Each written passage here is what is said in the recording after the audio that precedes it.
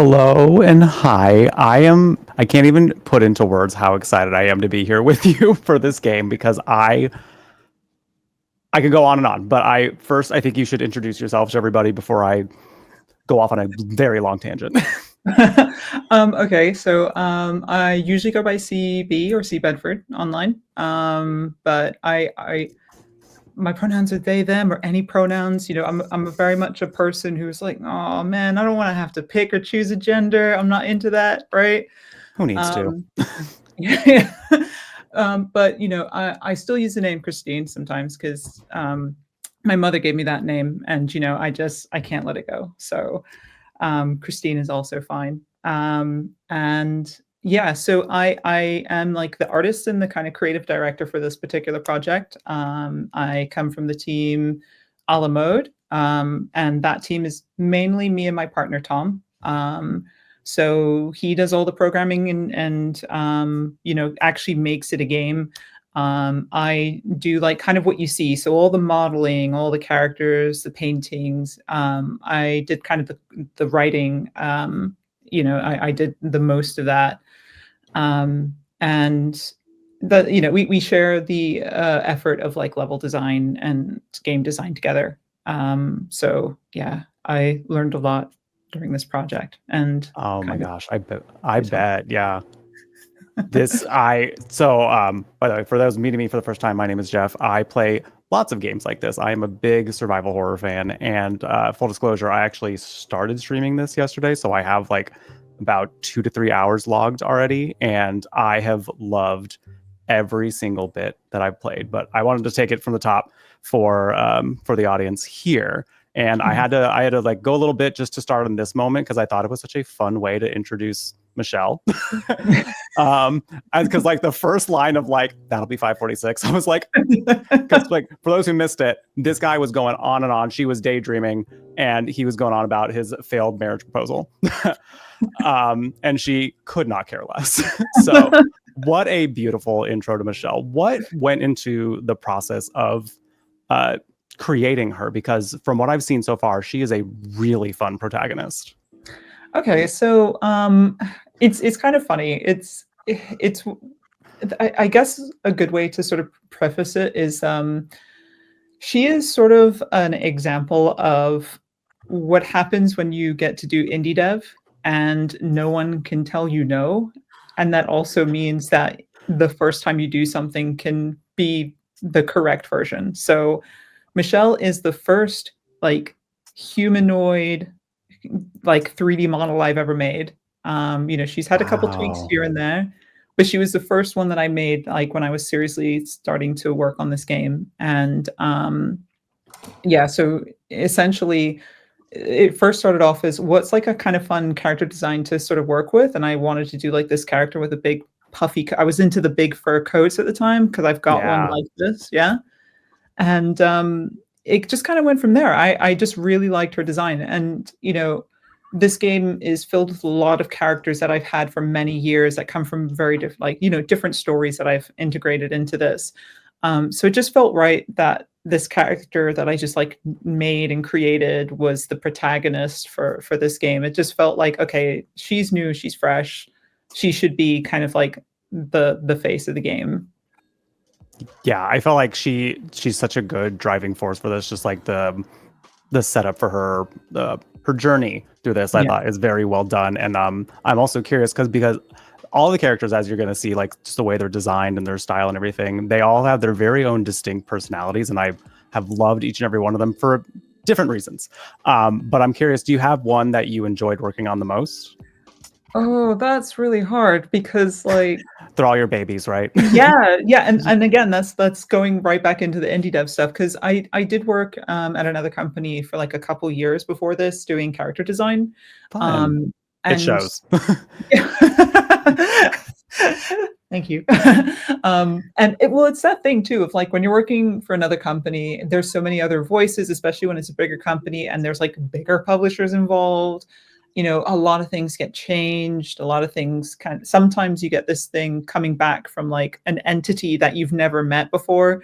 And it's like, hey, this character in another game looks like this. So why don't you make, your character look like that too. And you get a little bit, you get a little bit worn out and a little bit sanded down.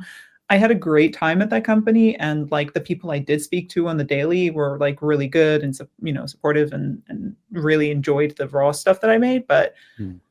then coming into this, where no one can tell me no, and my partner, Tom, he really believes in my vision. Like, he always says that he's not really got an eye for art, which he kind of does, but he was like, no, just you do what you think is good because it will be good, he said. And so that just meant being able to make whoever I want and however I wanted to make them. And it was just so like liberating. Oh my God, I bet. Yeah. It's just I don't know. And I think the thing that was really fun about it too was a lot of these characters, like some of them, they take like a part of me. A lot of them, there's like one particular character who is literally just like a self-insert, right? Nobody can stop me either. That's the great thing. I can just put Go myself in for there. it. Heck yes.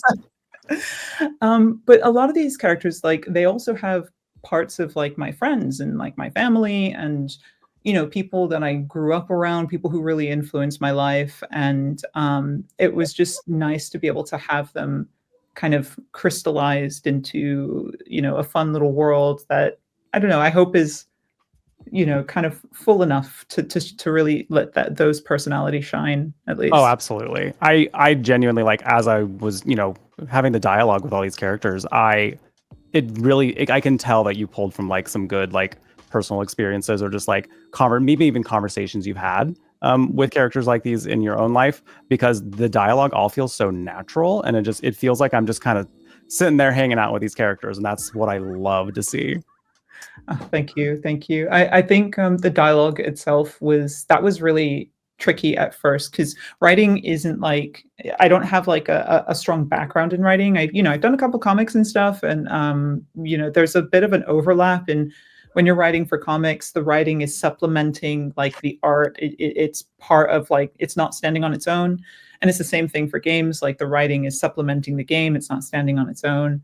I feel that maybe if I was a little bit more experienced, I could have like tightened it up a little bit more. But yeah, I think it was just so tricky trying to figure out what voices, how to mold voices for a person, and how to make them kind of sound believable in this weird world that they're part of. Like, I think the hardest thing being Michelle's almost like kind of nonchalant reaction to some of the things that she's seeing. And Right.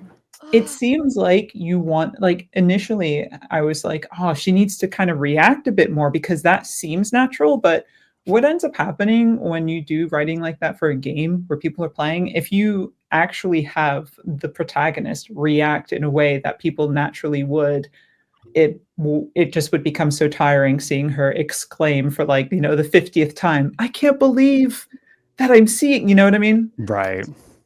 And I think in that way, it was actually better to try and let Michelle sort of describe what was there and just let the player have their own reaction. And I kind of hope that's what happens with people. It's hard to tell Yeah. though, like, Yeah, everyone kind of brings their own experiences into this and kind of reacts differently. I feel like, especially like with a lot of the interactions with Robin, I feel like when I was streaming it, I definitely had a few people being like, "Oh, that's bestie energy,"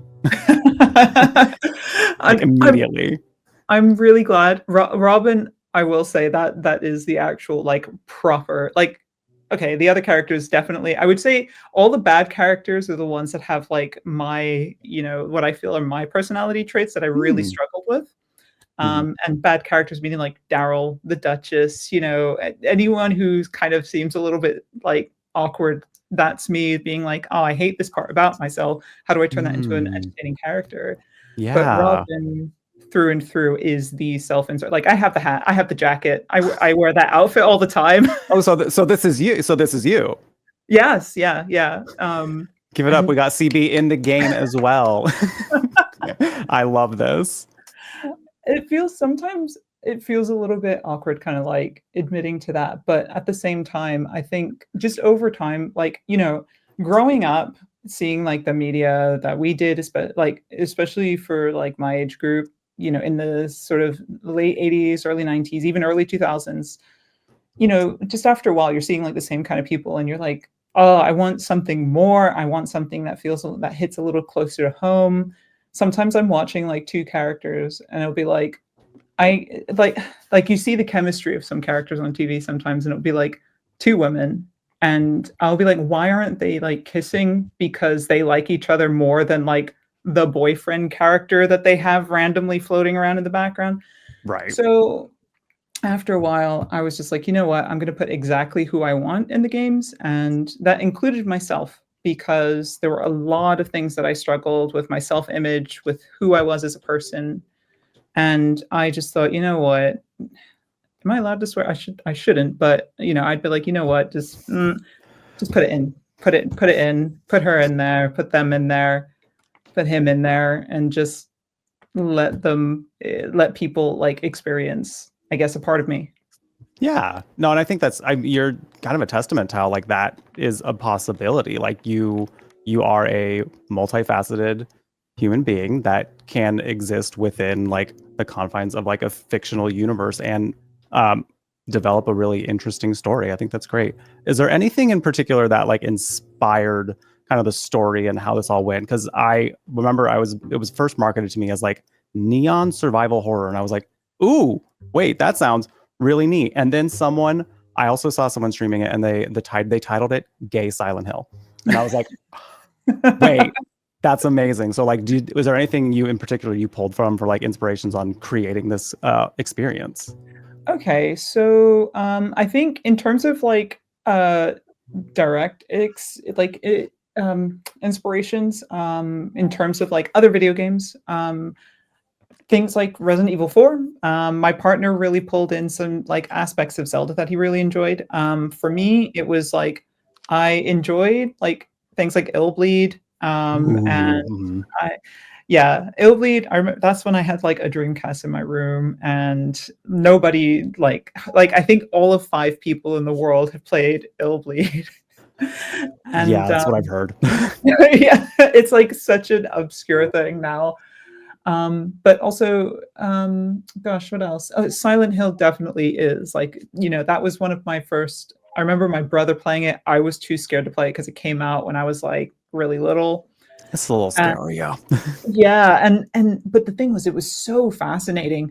Like my little brain was like, what is going on? Like it felt real because of how like strange and atmospheric it was.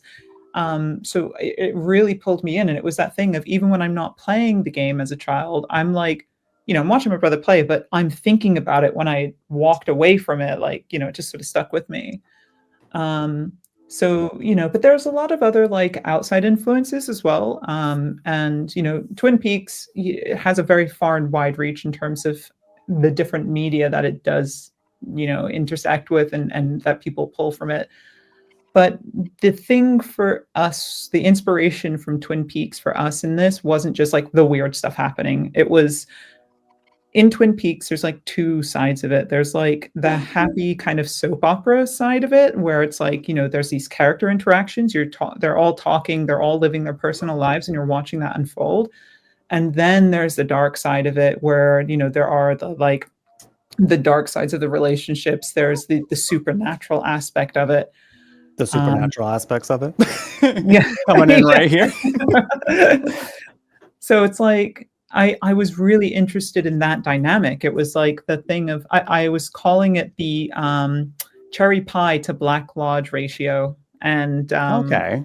yeah, it's like there are the moments in Twin Peaks where he's eating the cherry pie. There's the coffee, there's the cafe, there's like all of these really sweet characters who are falling in love. And then like, he gets stuck in the other world for like 25 years, right? So, those are some of the inspirations. In terms of the story itself though, that's like a personal, it was a personal story. It's a lot to do with like me coming out as non-binary, especially in a long-term relationship, and like the effects that had, and the perceptions, and the kind of like trying to understand yourself, but also having to explain it to someone else who didn't quite understand what I was going through. Right. Um, yeah, so and it's like, it's also sort of the kind of conversations that I had with some of my other like trans friends who were coming out of different parts of their lives, and the things that they were struggling with. Um, and yeah, so it's kind of like a reflection of, yes, people change while in love. Love changes people. Like it's all about change, and not only that too, but like just the change you go in general. Like you get older, time goes on, your body changes, just everything about you as a person continually changes. There's no permanent state of self. Yeah, So for that's sure. kind of what this is about. I love that. Yeah, it's I'm noticing. I like as I was playing it, I feel like I noticed like some character journeys or the you start to get those journeys like started fairly early and like what kind of struggles they might have, and I'm super fascinated to see more of that. I think what caught my eye, and definitely what I noticed caught the eyes of people that were watching, is like the fashion. I There's something about fashion that just like immediately pulls me into a game. Like, is this your taste in fashion by chance? Like, is this what you wear day to day? I mean, I wish I could say day to day, but at the moment, because we've been working on the game, I've just been in like my pajamas at home. Slay, love that. But so yes, I try to like integrate a couple of things that maybe are a little bit beyond like what I would wear like myself, but there are definitely like loads of stuff that's just from my own wardrobe that I was like, you know what, I like that and I'm not wearing it enough, so I'll just have this Mm, character wear it for me. And I'm definitely though a type of person who, I'm definitely like that spectrum person where there are some days where I'm like, oh yes, I'm going to wear my button down shirt, with my nice, mm. sort of pea coat. And then, another day I'm like wearing like a lime green furry coat with like heels on that I can't walk in. Um, But I, you're trying your best and you're looking I great. I try so hard. I have to like wear the wedge heels because like I hope and pray that someone will teach me how to walk in a stiletto one day. Because like I need to know before my time is up. Right. um Oh, I feel that. but yeah, so it's very much the fashion I'm into, and I've always been into street fashion. Mm. I remember like getting the Fruits magazines. They made like two collective books that they published in the States, and I got both of them. And I was so obsessed, like looking through. It's like a street fashion magazine from Japan, and I looked through it so much that like the pages were falling apart. And I grew up in New York, so I was born and raised in New York, and that in itself is already its own kind of scene. So Mm. I just want like I want to have fun with the Oh designs. yeah.